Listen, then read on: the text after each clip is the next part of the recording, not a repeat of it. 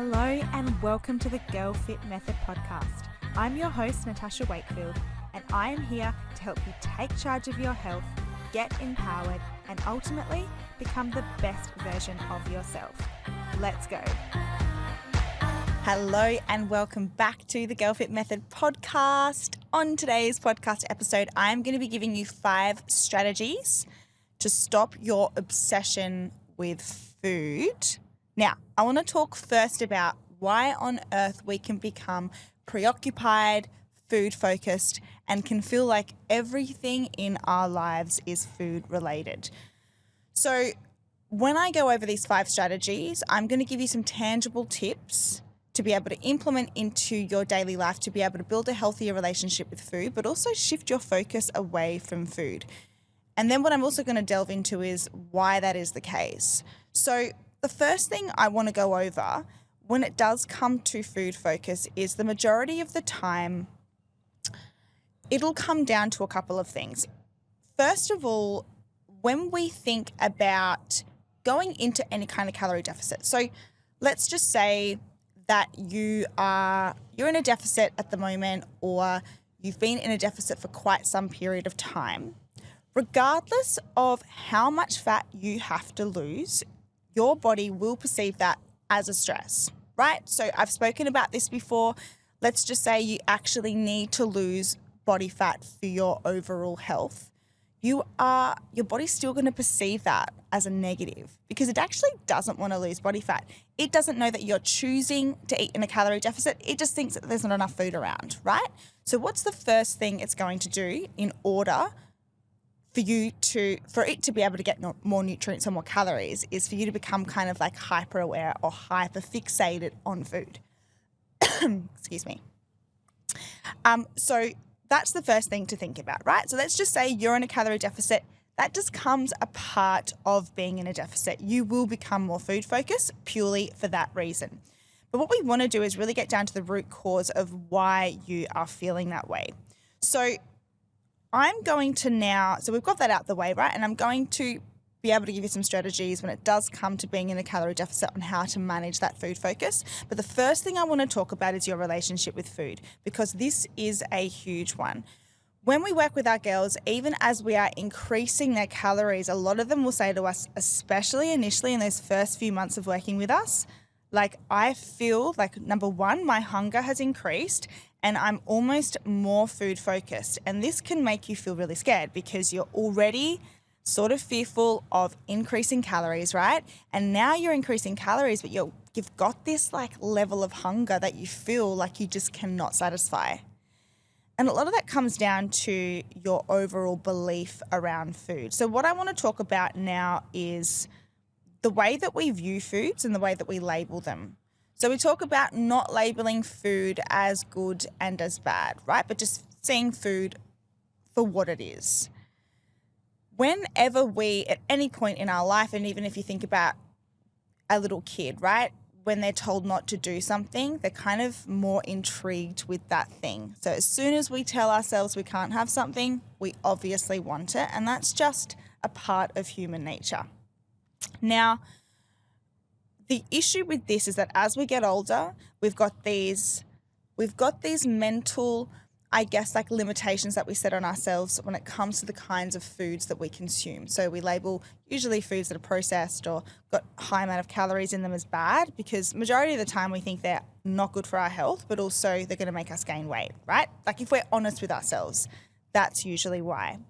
Now, what can happen then is by not allowing yourself to have that food, then that food has some kind of a control over you. So it's bad for you if you consume it. You know, the feelings that are associated with that, which are usually feelings of guilt and shame. And so now you're giving all of this power to this food, which then in turn can make you hyperfixate on that food. So what do we do to be able to build a healthier relationship with food? I spoke about this in my last podcast episode about there not being a perfect time when it comes to trying to build a healthier relationship with food, but in fact, just taking action regardless of how you're feeling, because you have already created this scenario for yourself where food is essentially, or that type of food is the enemy, right? So that's not going to change one day. You're not going to wake up and just feel like, do you know what? I'm so cool. And I'm just going to use this example because this might be something that you feel uncomfortable eating. Let's just say like a donut, which are delicious, right? So you're consuming this donut and you are going to feel these feelings of guilt, of shame, of regret, because you've labeled that as a food that's bad. Now, you're not going to wake up tomorrow and think, do you know what? I actually have completely changed my stance on donuts. You're not. The only way you're going to do that is to expose yourself to that food. So the first tangible little challenge I have for you here about healing your relationship with food and not labeling foods as good and bad is actually incorporating those foods into your diet. Now, I want this to be achievable for you. So this is what I want you to do. Get a pen and paper. I want you to make a list of foods that you feel somewhat uncomfortable consuming. Now, you can start off with the top of that list being the foods that are complete no-goes, so foods that like freak you out. And then as you work your way down that list, you can have foods that you think, you know, I don't like to eat these very often. They do cause me a little bit of anxiety or stress when I do consume them, but it feels more achievable for me to maybe potentially add that into my diet. And that's what I want you to do. So I want you to start including those foods, and let's start with the bottom of that list. So the foods that feel a little bit easier. And once per week, in a small portion, it doesn't need to be a large amount, I want you to include that into your diet. Here is the wild thing. When you expose yourself to that food over a period of time, it is crazy how you will no longer have this need, desire, focus on this particular food. And it is purely psychological because you've allowed yourself to consume it. It's like when they say people have fear of, heights, right? And they encourage people to challenge that. The more that they challenge that, the more they understand that the fear that they have around that thing is pretty much irrational. And it is, fears that we have around foods are completely irrational. They're not going to kill us. So if we expose ourselves to that food, I'm telling you over time, that food will not have control over you anymore. Quick interruption. So if you want to win a $100 Gymshark voucher, I give one away per month to anyone that leaves a rating, review, and subscribes to the podcast. All you need to do is take a screenshot of that rating, review, send it to me on Instagram at GirlFitMethod podcast Instagram page, and you will go into the running. All right, back to the podcast. So that's the first strategy that I want you to implement. So make that list, and this is it's probably the hardest, to be honest with you, especially if you feel like you've set some pretty hard boundaries when it comes to certain foods and consuming them, but it is pivotal in order for you to shift your focus away from food. Okay, so number 2 is going to be breaking the dieting cycle. So another reason that a lot of girls, and maybe you, are very food focused is going to be because you are chronically dieting or you're always trying to eat less, right? Now, let's talk about the impacts of dieting psychologically and how we can have psychological hunger that actually isn't us physically feeling hungry. So that can definitely happen when we're in a calorie deficit, especially for a prolonged period of time, because you will realize, if this is you, that you probably don't actually have much of an appetite. So you might feel the need to want to consume foods in an amount that's like excessive. However, when you think about it, you're actually not hungry.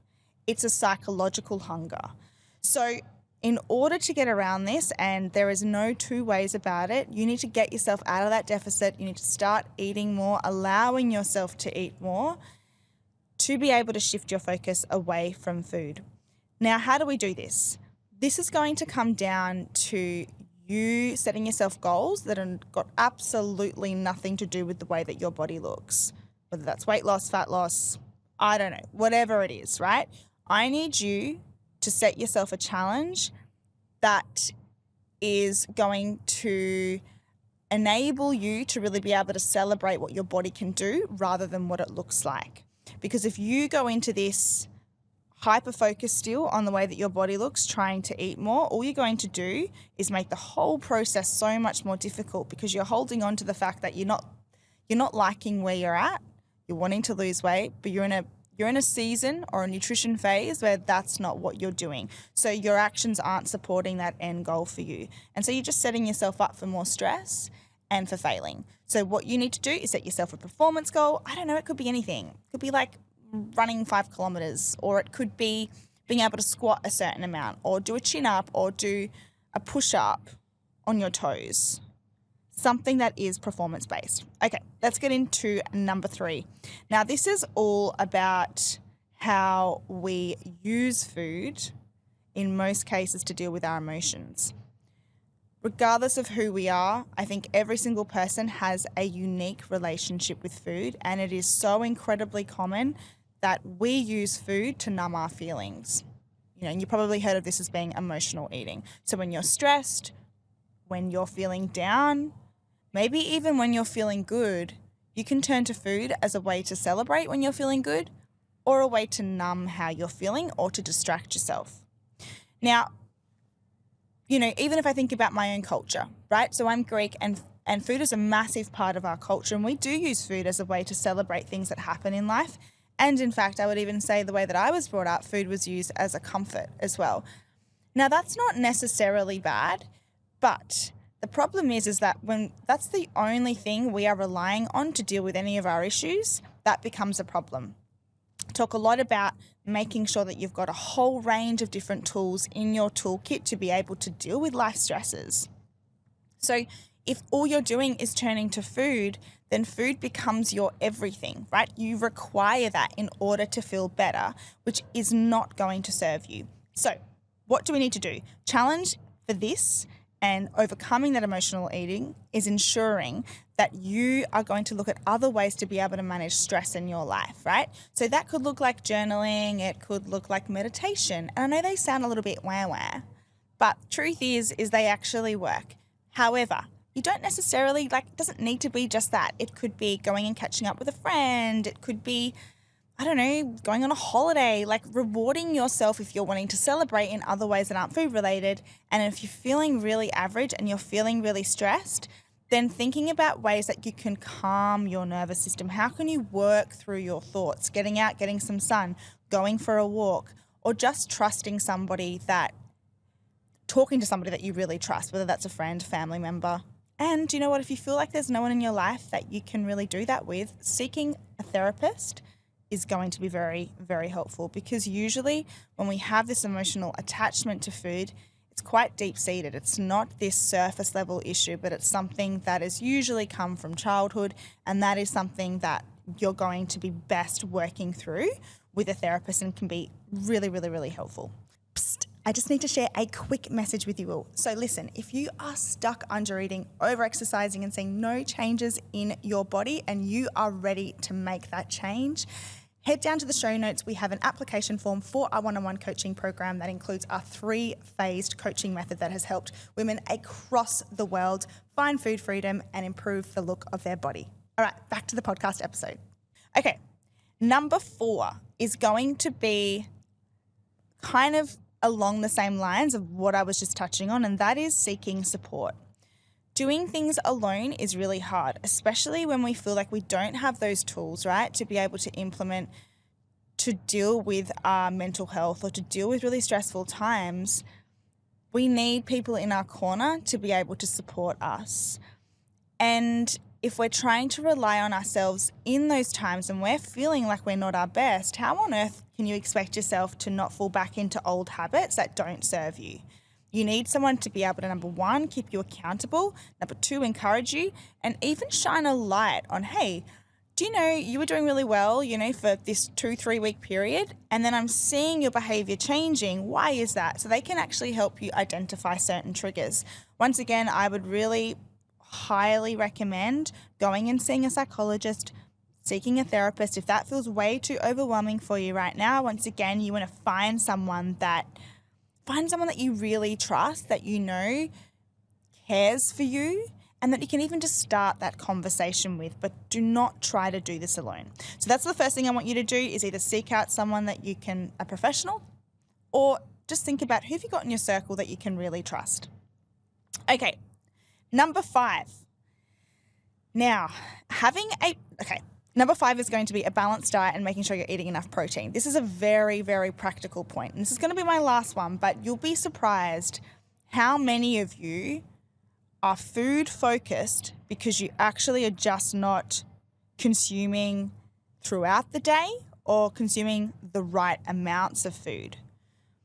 So if you are someone that's really busy, that forgets to eat, you can then get into a bit of a habit of eating in the evenings, over-consuming, becoming very food-focused purely because you actually just haven't fueled your body adequately, right?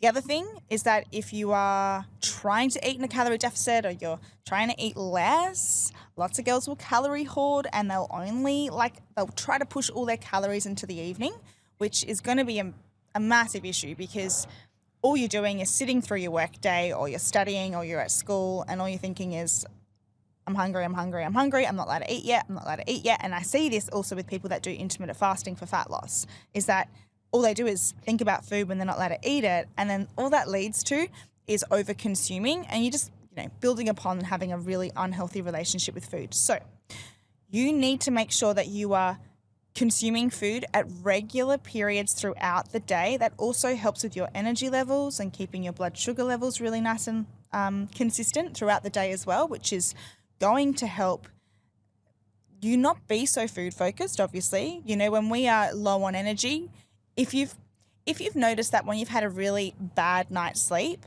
and you're really fatigued, you can tend to want to gravitate towards thinking about eating things in particular that are high in sugar because your poor body just needs energy.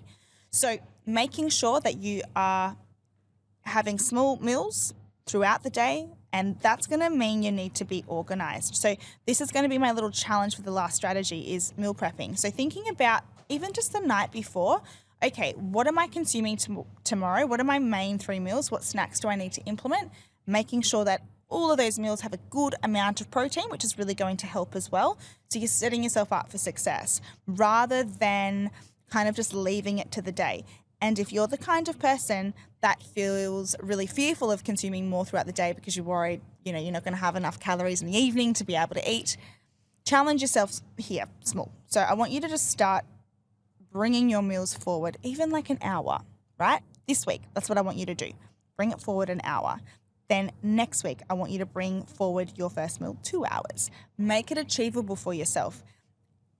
I absolutely promise you, I have this conversation with our girls all the time and they are so scared to do it. And then they're like, by the evening, they feel satisfied because they've consumed enough food throughout the day. This is all psychological, but it's going to require you to have to step out of your comfort zone and do the thing that makes you feel really scared in order to build that healthier relationship with food and stop thinking about food 24/7.